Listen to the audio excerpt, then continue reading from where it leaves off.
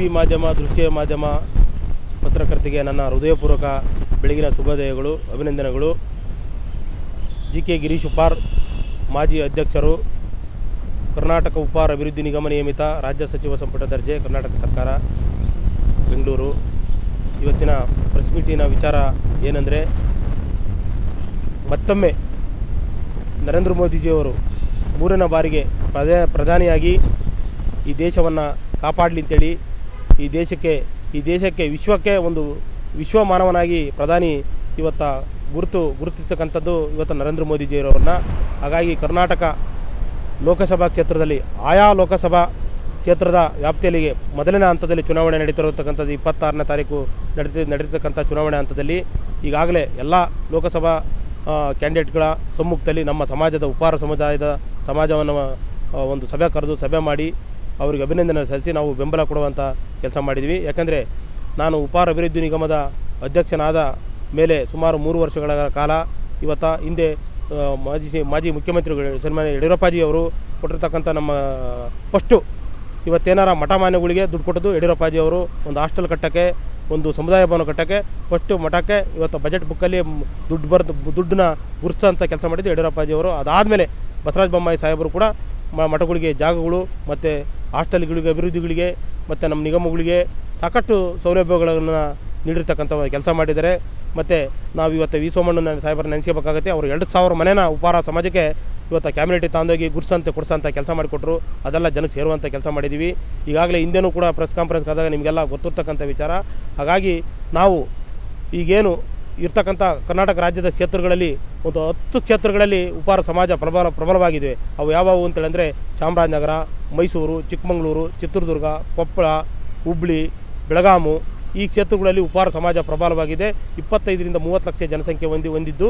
ಹಾಗಾಗಿ ನಾವು ಕರ್ನಾಟಕ ರಾಜ್ಯದ ಸಮಸ್ತ ಉಪ್ಪಾರ ನಾಗರಿಕ ಬಂಧುಗಳಿಗೆ, ನಾವು ಸಮಾಜದ ಬಾಂಧವರಿಗೆ ನಾನು ಮನವಿ ಮಾಡುವುದೇನೆಂದರೆ, ಈ ಸಲ BJP ಸರ್ಕಾರಕ್ಕೆ ಬೆಂಬಲಿಸಿ ಆಯಾ ಲೋಕಸಭೆಗೆ ಅಭ್ಯರ್ಥಿಗಳಿಗೆ ನೀವು ಓಟನ್ನು ಕೊಟ್ಟು ಇಲ್ಲಿ ಲೋಕಸಭೆ ಅಭ್ಯರ್ಥಿಗಳು ಗೆದ್ದರೆ ಮತ್ತು 2ನೇ ಹಂತದಲ್ಲಿ ನಡೆಯತಕ್ಕಂಥ ಚುನಾವಣೆಗೂ ಕೂಡ ಲೋಕಸಭಾ ಅಭ್ಯರ್ಥಿಗೆ ನೀವೆಲ್ಲ ಬೆಂಬಲ ಸೂಚನೆ ಮಾಡಿ ಕೊಟ್ಟರೆ ಇವತ್ತು ನರೇಂದ್ರ ಮೋದಿಜಿಯವರು 3ನೇ ಬಾರಿಗೆ ಮತ್ತೆ ಪ್ರಧಾನಿಯಾಗಿ ಈ ದೇಶಕ್ಕೆ ಒಂದು ಒಳ್ಳೆಯ ಕನಸನ್ನು ಕಟ್ಟಿರತಕ್ಕಂಥ ಕನಸನ್ನು ನೆನಸು ಮಾಡ್ತಾ ಇರ್ತಕ್ಕಂಥ ನನ್ನ ಒಂದು ಬಯಕೆ ಆಗಿದ್ದು.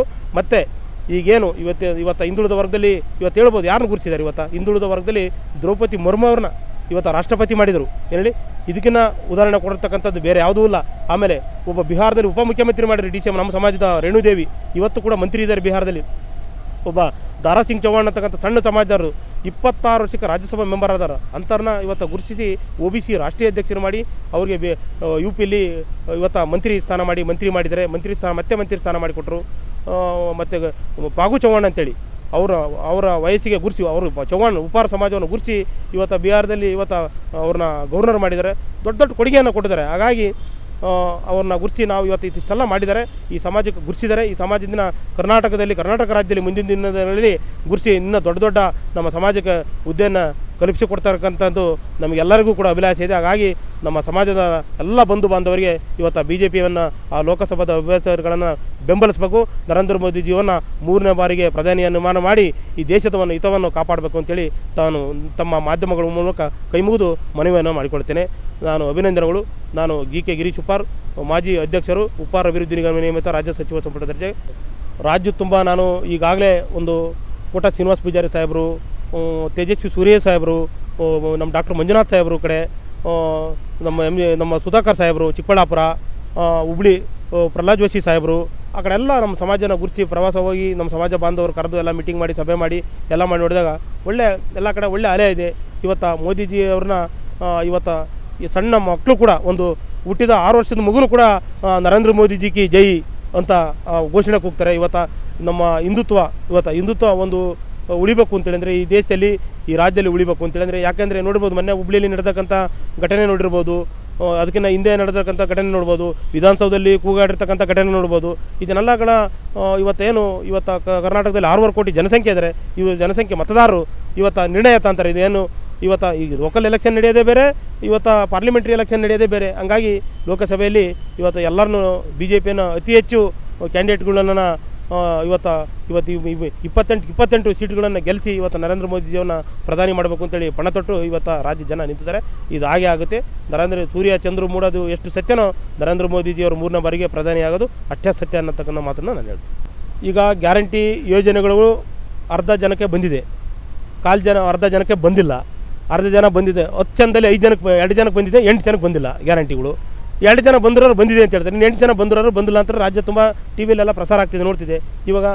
ಈಗೇನು ಯಾರು ದುಡ್ಡೇನು ಯಾರಿಗೂ ಕೊಡ್ತಲ್ಲ. ಈಗೇನು ಕಾಂಗ್ರೆಸ್ ಸರ್ಕಾರ ಯಾರು ದುಡ್ಡು, ಈಗ ಒಂದು ಉದಾಹರಣೆಗೆ ಹೇಳ್ಬೇಕು ಅಂದರೆ ಈಗ ಇದರಲ್ಲಿ ಡ್ರಿಂಕ್ಸ್ ಇರ್ತಕ್ಕಂಥ ಮದ್ಯಪಾನದಲ್ಲಿ ಇವಾಗ ಬೆಲೆ ಏರಿಕೆ ಆಗಿದೆ. ಈಗ ಮನೆಯಾಗ ಒಂದು ಮನುಷ್ಯಗೆ ಹೇಳ್ತಿದ್ದಾರೆ, ಎಲ್ಲರೂ ಮನೆಯಾಗ 1 ಕ್ವಾರ್ಟರ್ ಕುಡಿತಿದ್ದರು, 5 ಜನ ಇದ್ದರೆ 2 ಕ್ವಾರ್ಟರ್ ಕುಡಿತಿದ್ದರು, 3 ಜನ ಇದ್ದರೆ 3 ಕ್ವಾರ್ಟರ್ ಕುಡಿತಿದ್ದಾರೆ. ಅಲ್ಲಿ ಡೈಲಿ 300 ರೂಪಾಯಿ ಹೋಯ್ತು, 300 ರೂಪಾಯಿ 150 ರೂಪಾಯಿ ಹೋಯ್ತು. 150 ರೂಪಾಯಿ ಅಂತ ತಿಂಗಳಿಗೆ ಎಷ್ಟಾಯಿತು? ತಿಂಗಳಿಗೆ 4,000 5,000 ರೂಪಾಯಿ ಆಯಿತು. ಅದನ್ನೇ 2,000 ರೂಪಾಯಿ ಅಕೌಂಟಿಗೆ ಅವರು ಅದನ್ನೇ ಕೊಡ್ತಿದ್ದಾರೆ. ಬರ್ತಕ್ಕಂಥ ರೇಟನ್ನು ಜಾಸ್ತಿ ಮಾಡಿದಾರಲ್ಲ, ಅದನ್ನೇ ಜನಕ್ಕೆ ಹಂಚಿದ್ದಾರೆ. ಜನಗಳು ಬುದ್ಧಿವಂತರಿದ್ದಾರೆ. ರಾಜ್ಯದ ಜನಕ್ಕೆ ಏನು ಹೇಳ್ಬೇಕಾಗಿಲ್ಲ, ಯಾವುದು ಏನಿದೆ ಅಂತೇಳಿ ರಾಜ್ಯದ ಜನ ಈಗೇನು ಇನ್ನೊಂದು ನಾನು ಹೇಳೋಕ್ಕೆ ಇಷ್ಟಪಡ್ತೀನಿ. ಇವತ್ತು ಆ ಕಾಲದಲ್ಲಿ ನಾವು 2006-07 ಅಂತ ಇಸ್ವಿನಲ್ಲಿ ದೃಶ್ಯ ಮಾಧ್ಯಮ ಟಿ ವಿ ಮಾಧ್ಯಮಗಳಲ್ಲಿ ಏನೇ ಬಿತ್ತರೆ ಆದರೂ ಗೊತ್ತಾಗ್ತಿಲ್ಲ. ನಾವು ಭದ್ರಾವತಿ ಸ್ಟೇಷನ್ನು ರೆಡಿ ಹಾಕಿ ಕೇಳಬೇಕಿತ್ತು. ಈಗ ಹಂಗಲ್ಲ, ಫೇಸ್ಬುಕ್ಕು ಮೀಡಿಯೋ ಭಾಳ ತುಂಬ ಸ್ಪೀಡ್ ಇದೆ. ಈಗ ಮಾಡಿದ್ದು ಈಗ ಕ್ಷಣದಲ್ಲೇ ಬರುತ್ತೆ. ಯಾಕಂದರೆ ಈ ದೇಶದ 140 ಕೋಟಿ ಜನಸಂಖ್ಯೆಯು ಕೂಡ ಇವತ್ತು 2 ಕಣ್ಣಿದ್ದಂಗೆ. ಮಾಧ್ಯಮ ಮತ್ತು ಟಿ ವಿ ಮಾಧ್ಯಮ ದೃಶ್ಯ ಪತ್ರಿಕಾ ಪ್ರಕಟಣೆ, ಇದು 2 ಕಣ್ಣಿದ್ದಂಗೆ. ಇದನ್ನು ಹೇಳೋಕ್ಕೆ ಇಷ್ಟಪಡ್ತೀನಿ. ಯಾಕೆಂದರೆ ಇವತ್ತು ಎಲ್ಲೋ ಬಿಹಾರದಲ್ಲಿ ಏನೋ ಒಂದಾದರೆ 5 ನಿಮಿಷಕ್ಕೆ ಇಲ್ಲಿ ಬಂದಿರುತ್ತೆ ಮೊಬೈಲಲ್ಲಿ. ಅಂಥದ್ದನ್ನು ಇವತ್ತಿರೋದಕ್ಕೆ ಇದೆಲ್ಲ ಟಿ ವಿ ಮಾಧ್ಯಮ ಇವೆಲ್ಲ ಇರೋದ್ರಿಂದ, ಪತ್ರಿಕಾ ಮಾಧ್ಯಮ ಇರೋದ್ರಿಂದ, ವರದಿಗಳು ಬಿತ್ತನೆ ಆಗೋದ್ರಿಂದ ಇವತ್ತು ಜನಗಳು ನೋಡ್ತಾರೆ. ಜನಗಳು ನೋಡಿ ಅವರು ಯಾರು ನೀವು ಓಟ್ ಹಾಕೋಕ್ಕೆ, ಈಗ ನಂದು ಒಂದು ಓಟಿದೆ, ನಿಮ್ಮದು ಒಂದು ಓಟಿದೆ, ಅವ್ರದ್ದು ಒಂದು ಓಟಿದೆ. ನಾವು ಓಟ್ ಹಾಕೋದು ಡಿಸೈಡ್ ಮಾಡ್ತೇವೆ ಯಾರನ್ನ ಗೆಲ್ಸ್ಕೋಬೇಕು, ಯಾರನ್ನ ಗೆದ್ದರೆ ಏನಾಗಿದೆ, ದೇಶಕ್ಕೆ ಏನು ಕೊಡುಗೆ ಆಗಿದೆ, ರಾಜ್ಯಕ್ಕೆ ಏನು ಕೊಡುಗೆ ಆಗಿದೆ, ನರೇಂದ್ರ ಮೋದಿಜಿಯವರು ಎಷ್ಟು ಕೊಡುಗೆಗಳನ್ನು ದೇಶದಿಂದ ಈ ರಾಜ್ಯಕ್ಕೆ ಕೊಟ್ಟಿದ್ದಾರೆ ಅನ್ನೋದು ಎಲ್ಲರಿಗೂ ಗೊತ್ತಿದೆ. ಅದನ್ನು ತಗೊಂಡಿದ್ದೀವಿ. ರೈತರಿಗೆ ಏನು ಕೊಡುಗೆ ಕೊಟ್ಟಿದ್ದಾರೆ, ರೈತ ಅಕೌಂಟ್ಗೆ ಏನು ಬಂದಿದೆ, ಜಲಜೀವನ ಮಿಷನ್ ಬಂದಿದೆ, ಗ್ಯಾಸು ಹಿಂದೆ ಒಲೆ ಹಚ್ಚಿ ಬೆಂಕಿ ಹಚ್ಚಿಬಿಟ್ಟು, ನಾನು ಚಿಕ್ಕ ಮಗು ಇದ್ದಾಗ ನಾನು ಓದ್ಬೇಕಾರೆ ಒಲೆ ಕಟ್ಟಿಗೆಯಲ್ಲಿ ಒಯ್ದುಬಿಟ್ಟು ಕೊಳಪೆಯಿಂದ ಊದಿ ಅಡುಗೆ ಮಾಡ್ತಿದ್ರು. ಇವಾಗ ಲೈಟ್ರು ಒಚ್ಚಿಬಿಟ್ಟು ಹಂಗೆ ಟಕ್ಕಂತ ಗ್ಯಾಸ್ ಹಚ್ಚಿ ಕಾಪಿ ಮಾಡೋಂಥ ಪರಿಸ್ಥಿತಿ. ಒಂದು ಸಲ ಕಾಪಿ ಮಾಡ್ಬೇಕಿಂತ ಟೀ ಮಾಡಿ ಕುಡಿಬೇಕು ಮನೆಯಾಗ ಅಂದರೆ ಹಳ್ಳಿಗಳಲ್ಲಿ ಒಂದು 3 ಗಂಟೆ ಆಗೋದು. ಹಾಲು ತಾಂಬಂದು ಅಂಗಡಿ ಹೋಗಿ ಕಾಪುಡೆ 8 ಅಣಿ ಕಾಪುಡೆ ತಾಂಬಂದು ಅವಾಗೆಲ್ಲ 1 ರೂಪಾಯಿ ಕಾಪುಡಿ ಕೊಡ್ತಿದ್ರು ಟೀ ಪುಡಿ. ಆ ಸಮಯದಲ್ಲಿ ಅವಾಗ ಹಾಲು ತಂದು ಒಚ್ಚಿ ನೀರು ಹಾಕಿ ಅದಕ್ಕೆ ಬೆಂಕಿ ಹಚ್ಚಿ ಎಲ್ಲ ಇದು ಮಾಡಿ ಭಾಳ ಕಷ್ಟ ಇತ್ತು. ಕಣ್ಣೆಲ್ಲ ಉರಿ ಬಂದು ಕಾಯಿಲೆ ಬಂದು ಅದು ಒಳೆ ಓದಿ ಹಿಂದಿನ ತಾಯಂದರು. ಇವತ್ತು ನೋಡಿ 5 ನಿಮಿಷದಲ್ಲಿ ನಮ್ಮ ಮನೇಲಿ ಟಕ್ಕಂತ ಗ್ಯಾಸ್ ಹಚ್ಚಿಬಿಟ್ಟು ಟೀ ಕಾಫಿ ಕುಡಿದು ಅಡುಗೆ ಮಾಡ್ಕೊಂಡು ಊಟ ಮಾಡೋವಂಥ ಸಂಭವನ ನರೇಂದ್ರ ಮೋದಿಯವರು ಸೃಷ್ಟಿ ಮಾಡಿದ್ದಾರೆ. ಅವತ್ತಿನ ಕಾಲದಲ್ಲಿ ನಾನು ಇನ್ನೊಂದೆಷ್ಟು ನಿಮ್ಮ ಮಾಧ್ಯಮದವರಿಗೆ ಇಷ್ಟ ಹೇಳಲ್ಪಡ್ತೀನಿ. ಅವತ್ತಿನ ಕಾಲದಲ್ಲಿ ಕೂಲಿ 75 ರೂಪಾಯಿಗೆ ನಮ್ಮ ಹಳ್ಳಿಯಲ್ಲಿ ಹೇಳ್ಬೇಕು, ಹಳ್ಳಿ ಭಾಷೆಯಲ್ಲಿ ಅಂದರೆ ನಾವು ಹೊಲದಲ್ಲಿ ರಾಗಿ ಕೊಯ್ಯೋಕೆ ಹೋದರೆ, ಕೂಲಿ ಕೆಲಸ ಮಾಡಿ ಬಂದೀನಿ ನಾನು, ರಾಗಿ ಕೊಯ್ಯೋಕೆ ಹೋದರೆ ಒಂದು ಜೋಡಿಗೆ ಗಂಡೆ ಅಂತಿಗೆ 75 ರೂಪಾಯಿ ಕೊಡೋರು, ಸಾಯಂಕಾಲ ಊಟ ಕೊಡೋರು. ಇವತ್ತು ಒಂದು ಕೂಲಿ ಎಷ್ಟಾಗಿದೆ ಹೇಳ್ರಿ? ಒಂದು ಕೂಲಿ ಕಾರ್ಯಕ್ರಮಕ್ಕೆ ನಾವು ಕೂಲಿ ಮಾಡಬೇಕು ಅಂದರೆ, ನಾನು ಕೂಲಿ ಮಾಡಬೇಕು ಅಂದರೆ ಇವತ್ತು ಬೆಳಗ್ಗೆ 9 ಗಂಟೆ ಕೂಲಿ ಮಾಡೋಕೆ ಇಟ್ಟಿಗೆ ಕಟ್ಟಕ್ಕೆ ಹೋದರೆ, ಸಿಮೆಂಟ್ ಕೆಲಸ ಮಾಡೋಕೆ ಹೋದರೆ, ಸಾಯಂಕಾಲಕ್ಕೆ ಸಿಮೆಂಟ್ ಸಪ್ಲೈ ಮಾಡಿ ಇಟ್ಟಿಗೆ ಸಪ್ಲೈ ಮಾಡಿಕೊಟ್ರೆ 1000 ರೂಪಾಯಿ ಕೂಲಿ ಕೊಡ್ತಾರೆ. 1000 ರೂಪಾಯಿ ಕೂಲಿಯಲ್ಲಿ 200 ರೂಪಾಯಿ ಊಟಕ್ಕೆ ತಿಂಡಿಗೆ ಖರ್ಚಾಗುತ್ತೆ, ಇನ್ನು 800 ರೂಪಾಯಿ ಉಳಿತಿದೆ. 300 ರೂಪಾಯಿ ಖರ್ಚಾಗುತ್ತೆ, 700 ರೂಪಾಯಿ ಉಳಿಸ್ತೀನಿ. ರೇಟು ಹೋಗ್ತಾ ಇದೆ, ಕೂಲಿನೂ ಜಾಸ್ತಿ ಆಗ್ತಿದೆ, ದೇಶನೂ ಬೆಳೀತಾ ಇದೆ, ಟೆಕ್ನಾಲಜಿಗೆ ಹೋಗ್ತಾ ಇದೆ. ಇವತ್ತು ಐಫೋನ್ ಅಂತ ಸಾಫ್ಟ್ವೇರ್, ಐಫೋನ್ ಇಲ್ಲೇ made in India, made in China ಇತ್ತು ಫಸ್ಟು. ಇವತ್ತು ಮೇಡ್ ಇನ್ ಇಂಡಿಯಾ ಅನ್ನೋದು ಮಾಡಿದ್ದಾರು ನರೇಂದ್ರ ಮೋದಿಜಿಯವರು. ಇಂಥ ದೇಶಕ್ಕೆ ಹಿತವನ್ನು ಕಾಪಾಡಿದ್ದಾರೆ. ಇವತ್ತು ಬೇರೆ ದೇಶಕ್ಕೆ ಹೋಗಿ ನಾವು ಕರ್ನಾಟಕದ ಪ್ರಜೆ ಅಂದರೆ ಒಂದು ರೆಸ್ಪೆಕ್ಟ್ ಇದೆ. ಇವತ್ತು ಭಾರತ ದೇಶದವರು ಅಂದರೆ ಆತ ಗೌರವ ಕಾಪಾಡಿರೋ ನರೇಂದ್ರ ಮೋದಿಜಿಯವರು. ಹಾಗಾಗಿ ಈ ದೇಶದ ಜನ ಮತ್ತು ಕರ್ನಾಟಕ ಜನ ನಮ್ಮ ಒಂದು ವೈಯಕ್ತಿಕ ಮನವಿ ಮೇರೆಗೆ ಹೇಳ್ಬೇಕು ಅಂದರೆ ಇವತ್ತು ರಾಜ್ಯದಲ್ಲಿ ನಮ್ಮ ಕರ್ನಾಟಕ ರಾಜ್ಯದಲ್ಲಿ ನಾವು 25-26 ಸೀಟ್ ಗೆದ್ದೇ ಗೆಲ್ತೀವಿ ಕರ್ನಾಟಕ ರಾಜ್ಯದಲ್ಲಿ. 100% ಇದು ಸತ್ಯ. 25-26 ಸೀಟು ಕರ್ನಾಟಕ ರಾಜ್ಯದಲ್ಲಿ ಗೆಲ್ತಕ್ಕಂಥದ್ದು. ಇವತ್ತು ನರೇಂದ್ರ ಮೋದಿಜಿಯವರ ಗಾಳಿ, ಇವರು ಬೀಸ್ತಕ್ಕಂಥ ಬಿರುಗಾಳಿಗೆ ಇವತ್ತು ಜನ ಎಷ್ಟು ಕೆಲಸ ಮಾಡಿದ್ದಾರೆ ಅವ್ರನ್ನ ನರೇಂದ್ರ ಮೋದಿಜಿ ಅವರು ನೋಡಿ ಗ್ಯಾರಂಟಿ ವರ್ಕೌಟ್ ಆಗಲ್ಲ ಅಂತೀರ. ನೋಡಿದ್ರಿ ಮೊನ್ನೆ ಯಾವುದೋ ಒಂದು ಬಸ್ ನಿಲ್ಲಿಸಿಲ್ಲ ಅಂತ ಹೇಳ್ಬಿಟ್ಟು, ಇದರಲ್ಲಿ ಒಂದು ಬಸ್ಸು ಬಂತು, ಯಾವುದೋ ಒಂದು ಬಸ್ಸು ನಿಲ್ಲಿಸ್ತಿಲ್ಲ ಅಂತ ಹೇಳ್ಬಿಟ್ಟು ಒಂದು ಮಹಿಳೆ ನಿಂತಿದ್ರು. ಈಗ ಯಾರೇ ಇರಲಿ, ಒಂದು ಬಸ್ ನಿಲ್ಲಿಸ್ತಾರ ಅಂತ ಬಸ್ಗೆ ಕಲ್ಲೆಲ್ಲ ಹೊಡೆದು, ನೀವು ಮಾಧ್ಯಮದರೆಲ್ಲ ನೋಡಿದ್ರಲ್ಲ, ಆ ಥರ ಎಲ್ಲ ಆಗಬಾರ್ದು. ಒಂದು ಶಾಂತಿಯ ತೋಟ ಆಗಬೇಕು, ಒಂದು ಶಾಂತಿಯ ಧಾಮ ಆಗಬೇಕು.